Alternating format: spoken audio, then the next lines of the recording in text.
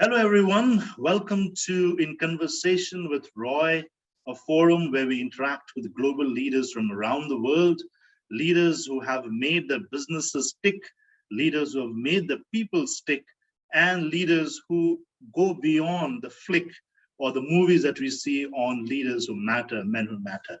I have with me today Ravi Tharoor, a gentleman who is a Canadian for a long number of years before he forayed into UAE, some 14 years back.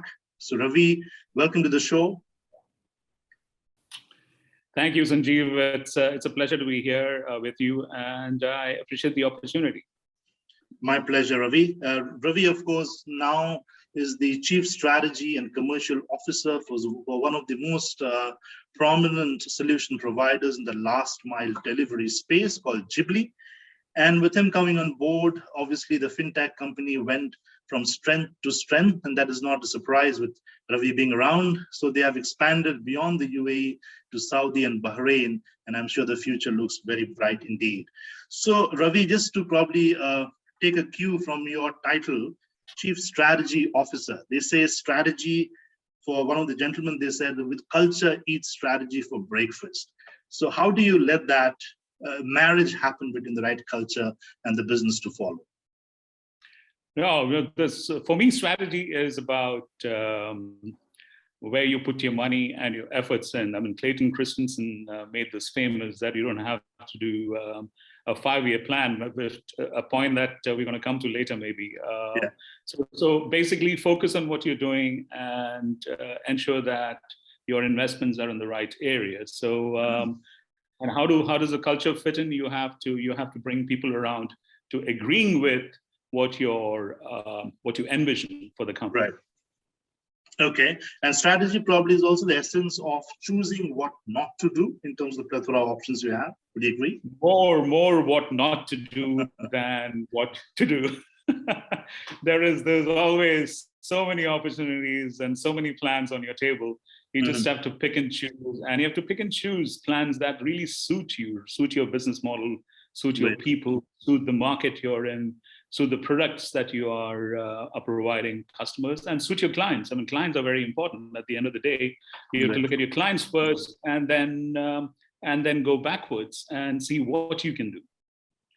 Very well said, Ravi. You know, they say hindsight is a beautiful thing, but the present keeps us anchored and future dictates where we ought to be. So probably taking a step back, what's been the story of life so far, Ravi?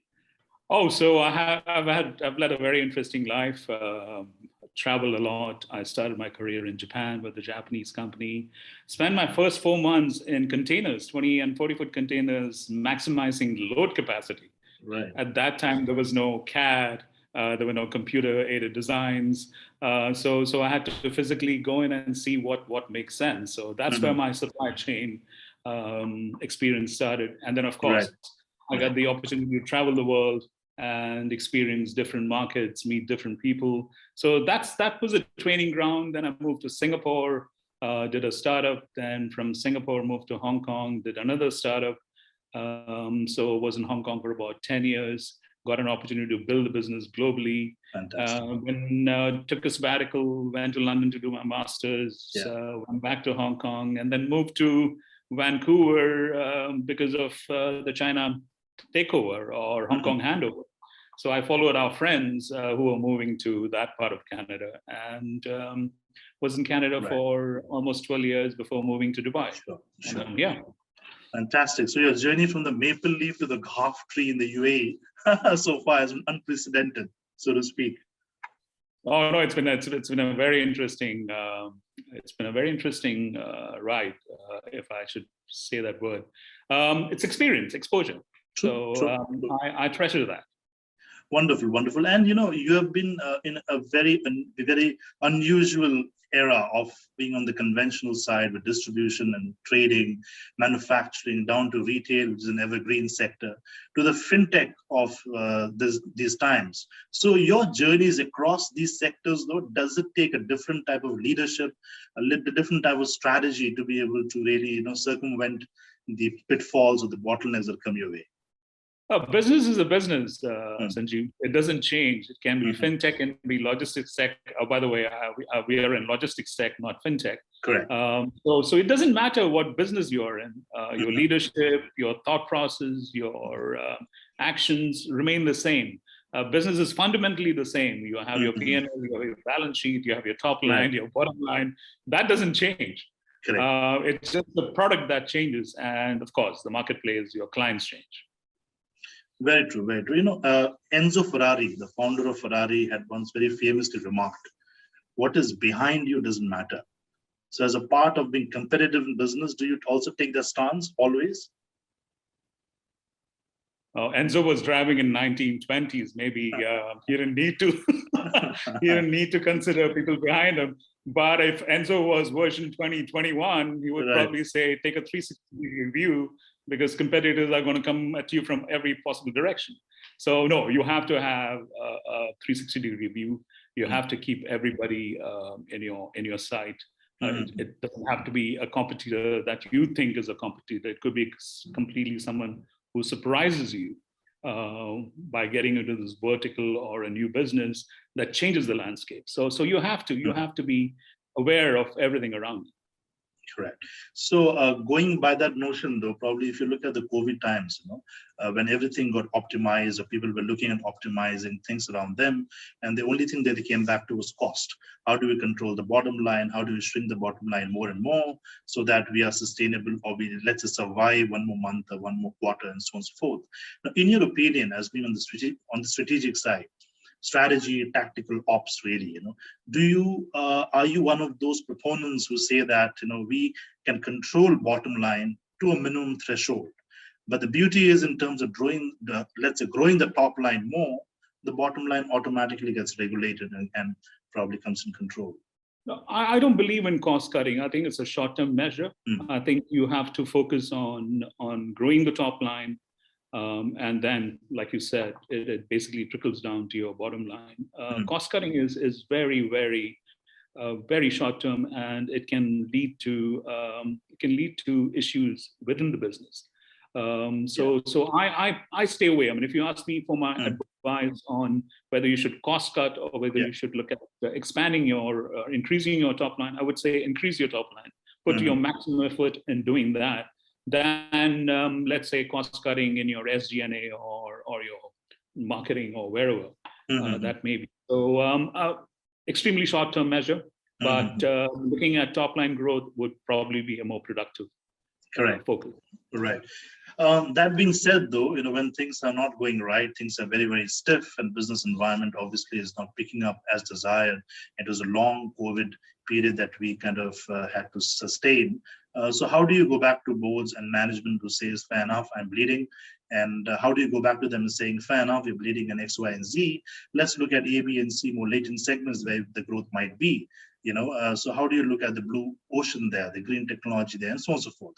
It's a hard strategy to drive, or let's say have somebody convinced on in that particular. No, I mean, you have to take a proper well-researched case to the board and show them how and where you can grow, and what is it that's going to make you grow. Is it a niche product? Is it a special service that you want to provide? Or is a market very specific to a certain a tweak or change in your offering? True. So you have to look at that, and higher the margin, better you can sell that notion. So that's what I do. I mean, if UAE is doing bad, Saudi provides an opportunity. If Saudi is doing bad, Kuwait or Qatar or Egypt may provide an opportunity. So you have to go back to that 360-degree view that we talked about, Enzo Ferrari. Right. I think this is where this comes in, that you need to have a very wide, broad picture of the business. You need to be able to go into different segments, different markets, and plug and play. Wonderful, wonderful.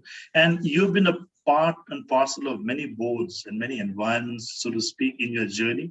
While I'll not urge you to go into the specifics of it, but generally speaking, if there is somebody who is getting onto that seniority, or let's say on the management side, where the board interaction is much, much more, what are the suggestions that you might have for the faint-hearted?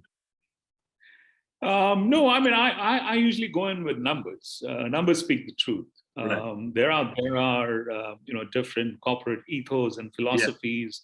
You know how this region is. Loyalty is more favored compared to performance. Hmm. I've been through that. I've worked with family groups, local groups. But I think at the end, if you show them the path, if you show them the numbers, Yeah. and you have a very solid theory behind it and an Hmm. action plan. I mean, it's just not theory, it's not just showing numbers. Hmm. You have to have a proper action plan and take them through that journey. Hmm. I haven't, I mean, I can't say that I've won 100% of the time. I've lost several battles, Yeah. but that's a corporate game. You win some, you lose some. Very true, very true. And probably at this stage of your career now, as you look back though, is there any particular inflection point that you might be probably looking at that probably that was the moment that really changed the way that your whole career took off? No, I think the inflection point where I took off was my experience in Singapore and moving to Hong Kong. So I mean, all my moves have been, except the Vancouver one. I mean, it's usually walking with a suitcase and start take an office and build the entire infrastructure and the processes to begin the business. So I think Hong Kong was probably, I mean, if you want to pick an inflection point, Hong Kong, Yeah. and Hong Kong at that particular time, I moved into Hong Kong in 1988. Okay. And that was really, I think that was a peak. Between Right. 88 and Right. 92, Hong Kong was at the very peak. Mhm. And we all rode the wave. I think I was a lucky one. It had provided me with a great opportunity. We Sure. were outsourcing and manufacturing to China, to Korea, Okay. and Hong Kong was such a central point. Not to mention, I had the responsibility of treasury. So going to banks and Yeah. you know, Yeah. explaining them what we want to do. It was such an easy relationship, and banks were with you at that time, and that really helped us grow. Very true. Very true. So Hong Kong was the inflection point, and I think that definitely helped the business and the person. Wonderful, wonderful. And probably, if there was one thing that you'd like to be remembered for, I'm sure you have created several legacies, you have created several success stories that you'll be proud of, and we are all proud of you for. Is there anything that you'd like to be remembered for very fondly? Well, I think everybody who I interact with say that they'll probably remember me for my guidance, for what I teach them, or how I mentor them. Right. I think doing the right thing, or doing helping people to grow. I think I would be remembered for that. I mean, I've left my previous assignments where people have actually cried. So it makes you, it makes you know or think that you've done something right. And especially youngsters who, I mean, they're not emotionally that connected these days. It's purely work and play. But to teach them and make them realize that this is how things need to be done. You have to have respect. You have to have, you have to have ethics, which is very important. Not to mention empathy. These are some of the things I sort of teach and convey. I mean, I spent many hours during a day interacting with youngsters, and because I work with startups, the average is about 25 or 27. And these kids are just coming off universities and probably the first work experience. So it's been an interesting experience in that sense. I think a teacher's role. Wonderful. No, fair enough, because after you come through a certain journey in life, and as checkered a journey as you have so far, I think it's all about giving back to what you've learned, and that's itself is a beautiful story. That goes beyond your fame and wealth, really. It's the kind of thing that you give back to society at large. It's fantastic, Ravi. Good to know that. Just coming back to one more essence that I am very passionate about, that is about culture. And about fitment, really. Egon Zehnder, one of the most favored executive search firms in the world, they came back with a research study, and they concluded that most of the leaders, they get hired for the hard skills and they get fired for the soft. So whilst, let's say, a superstar in environment X does not really become a superstar in environment Y, and that is to have a lot to do with the culture, really. And so whilst we say that we know we need somebody to disrupt our culture and so on and so forth, the reality of it all is that we don't want to change our culture. So your thoughts on that, please, Ravi? The Austrian philosopher Ludwig Wittgenstein said, "To understand is to know what to do." So, what I try to do is, when I go into organizations, I try to understand what the culture is. I mean, culture is a very big word, and it's usually made of people and their experience and their thoughts.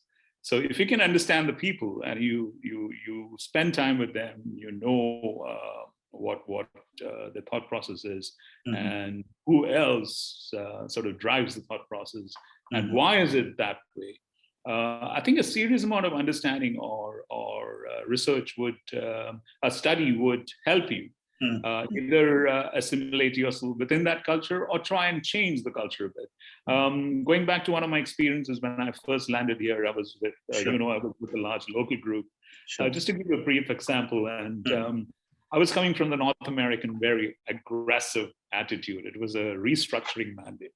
And every day I would walk into the office and I would want to drive change non-stop. And though I had a free mandate from the board, I remember the MD I was sitting with the MD one of the mornings and he said, "Ravi, you're very aggressive. This aggression is not going to help you in this region. We don't adapt. We don't change very quickly. So you might want to consider taking a step bac and diluting your aggression." It was a very good advice, and I act very quick. I don't take time. If somebody tells me this is your mandate, I'm 200% behind that mandate, and I want to achieve as much as I can very, very quickly. But that particular sermon, if you want to call it, first thing in the morning, really made me think, and I've sort of adjusted my style to suit the region. I'm not super aggressive as I was. I have maybe I have matured. I've become more patient. So it's a combination of these skills and experiences that make it work. Fantastic, right? They say information or data is the new gold, and speed is the currency of business. How do you see UAE, coming to the forefront of it all? Oh no, I think UAE has made a lot of progress. I mean, with smart cities and all the focus on technology. Not to mention, I mean, look at the infrastructure. Look at your own backdrop. I remember coming here in late 1980s. That was my first visit. We had come to visit JAFSA here. And from that 1980 to when I moved here in 2008, what a fundamental shift! What an amazing shift! Kudos to the leadership. I always say, you can always have a vision, but if you don't execute it properly, then you've done nothing. To create something like this for your citizens and leave a legacy like this, it's amazing. So in terms of tech and data, what they're looking at, providing visas for very talented people, long-term visas for entrepreneurs here. So I think policy does drive success for economies and places. Very true, right? And probably if you look at reforms, this year, probably the last quarter, a couple of months back, has all been about new reforms and new regulations. The latest being the historic the change of weekends. The 4.5 days, Saturday, Sunday, weekends. No, it really makes a difference. I mean, for us, we've been talking about this for a while because we work with other countries and where the weekends are Saturdays and Sundays. True. It makes a lot of sense for business to adapt to that, the international standards. So there's a lot of change, and I'm sure there's much more coming. And again, going back to the fact that there are people thinking as to how do we move this country forward? How do we move this nation forward, and Right. how do we encourage youngsters to participate? I mean, we have had some unicorns, and we had some super successes in terms Right. of Right. Correct. Sue, Correct. Kareem. How do we? I mean, this is where I'm involved, the startup community. So I'm in the ecosystem, and I meet some very bright entrepreneurs. And this is where I want to be really. I mean, you asked me a question, I think, Yes. some time back, as to where do you want to be, where do you see Right. yourself? Correct. And I mean, my first and foremost focus is, of course, to see that Ghibli becomes a resounding success. And we are on our way. There is still a lot of work to be done. But on the other hand, I spent a pro bono. I do a lot of pro bono work with startups. You did. And, Yes. it's really exhilarating to see what youngsters' ideas that come up. So there is, the future is bright. Very true. And probably for Ghibli, that is coming back to your sector. Now, whilst you do have Ghiblis of the world, the Deliveroo's of the world, Talabats of the world, and so on and so forth, the aggregator community by itself, yes, it is growing for sure. And they are trying to find their own niche. But having said that, even the players on the client side, let's say the hospitality players or the food and beverage players, they are trying to probably somehow circumvent a way where they can build their own LMDs, and probably try to not go through the outsourcing route though. So do you think that trend will continue, or probably aggregators will still the trend tend will to find their continue. own niche? Everybody wants to have, I mean, if you look at the concept, everybody wants to have a captive delivery crew. It carries the brand, it becomes part of the marketing exercise. But the question is, can you really drive efficiency with a small scale? To drive efficiency, you need a large scale. Good volume, yes. And this is where we come in. I mean, the technology, of course, helps, but operationally, you have to be really efficient to drive that scale. So aggregation on one side, we are not food aggregators, we are purely logistics. Yes. And we're increasingly becoming mainstream logistics players because we are in the e-commerce business. Correct. We have warehousing, we have fulfillment. We recently signed a very large Indian player who's looking at expanding in GCC, and we're providing them with a full suite of services. So they ship, we store, we pack, we pick, and then we do the last mile as well. So from first mile, middle mile to the last mile. Oh, fantastic. So that's where the business is going. When we started, of course, we were very niche, and we've grown from there, as all businesses do. And there's still miles to go before we sleep. Wonderful. And Ravi, your thoughts probably on the changing landscape, be it the business landscape, be it the geopolitical, be it the economical side of things. As the region grows, the complexity is also growing, and COVID probably putting a spanner in the wheel, so to speak, with a different variant. I think businesses struggle to come up with as many business models as the COVID is doing at the moment. So, so your thoughts on that?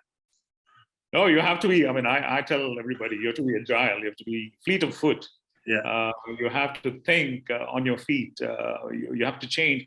I mean, this is what what I tell everybody, my advice is this: you always reverse engineer from your client's requirement. You cannot go with a product that you think is the best. It never works. You have to be in constant touch with your clients and see what they are looking for.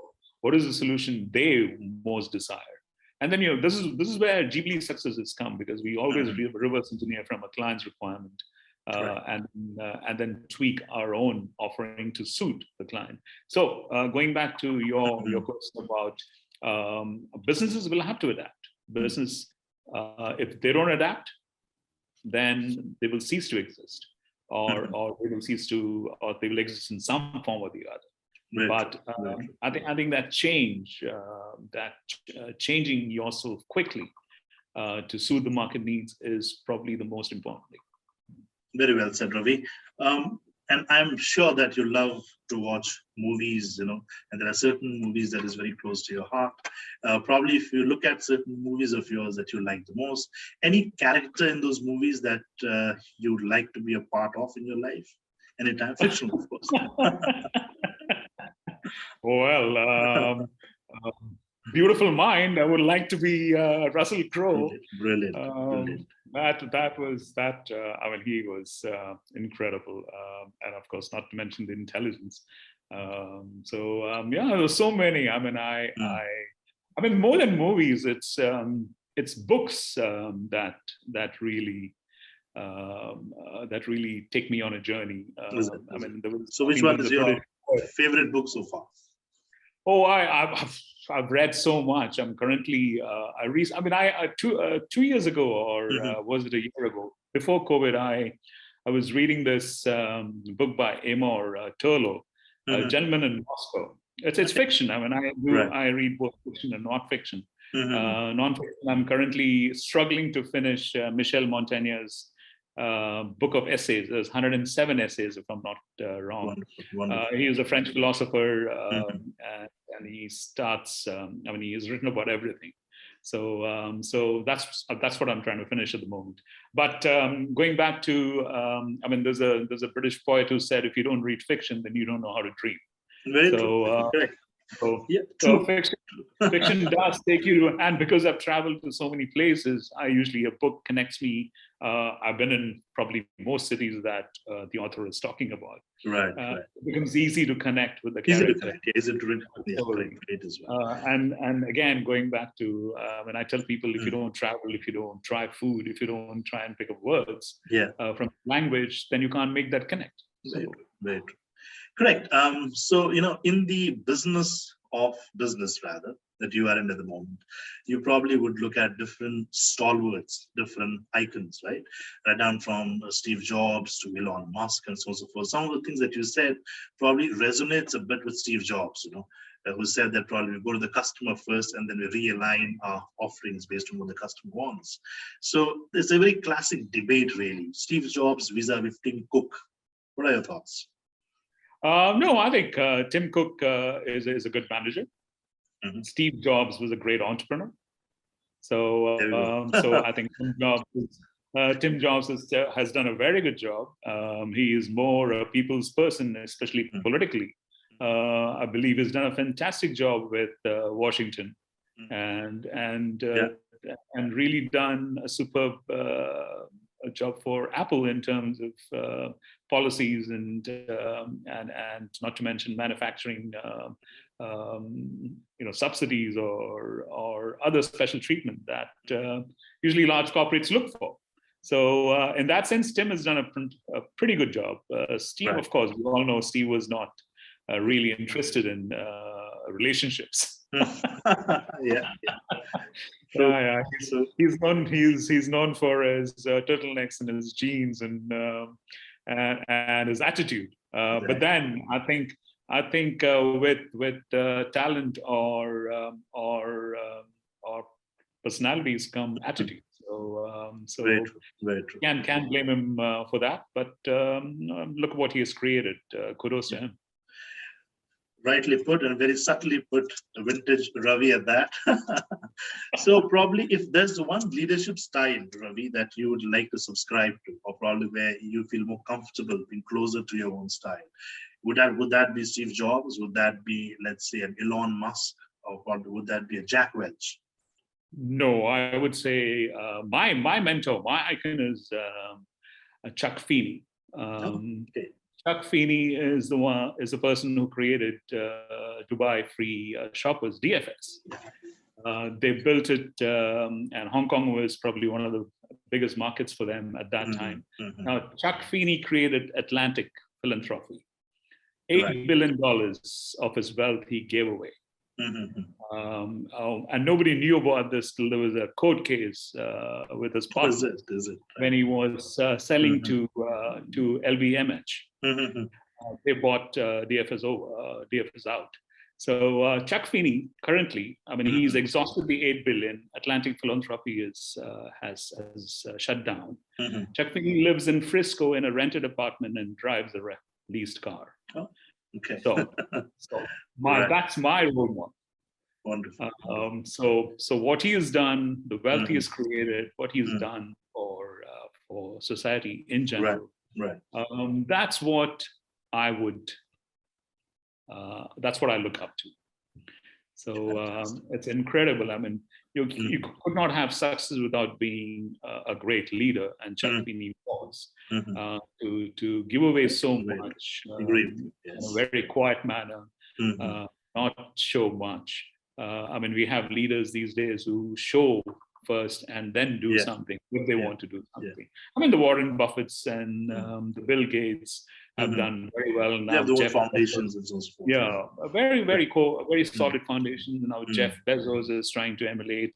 But I think Chuck Feeney's story is remarkable. Right. If we can do even 0.001% of that, that'll be a great achievement, I think. Wonderful. Great. And yes, and that's quite rare though, because generally people look at very popular figures, leaders. So probably Love and Chuck Finney slightly was under the radar, and very rightly so, because he wanted it that way.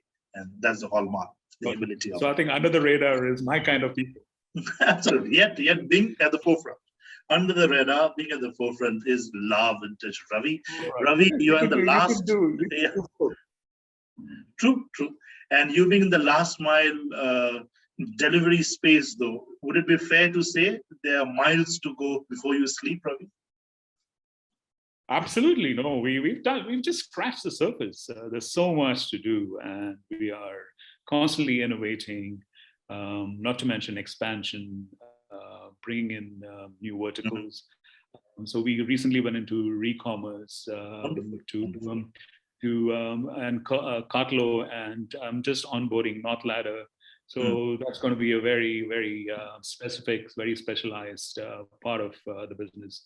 And that's growing. Re-commerce is really growing. Doorstep, call me check, doorstep returns. All that is being worked at. So in short, yes, miles and miles to go. Brilliant. I'll just leave you with one particular thought though. Prince Philip, he had once famously remarked, if a man opens the door of his car, it could be either for his new wife or for his car. What would be that for you though? The next startup, probably. Next startup. Absolutely. Cheers to that, Ravi. It's an absolute pleasure having you on the show. Thank you for being so candid and so insightful as ever. Thank you again. I hope you enjoyed this session as well. And I wish you all the best in your journey ahead. Thank you, Sanjeev. I really appreciate this. And it's always a pleasure to speak with you. We should do more one-on-one. We shall. As they say in this part of the world, inshallah. We shall do that. You take care. Take care, sir. Take care. Bye. Bye-bye. Bye-bye.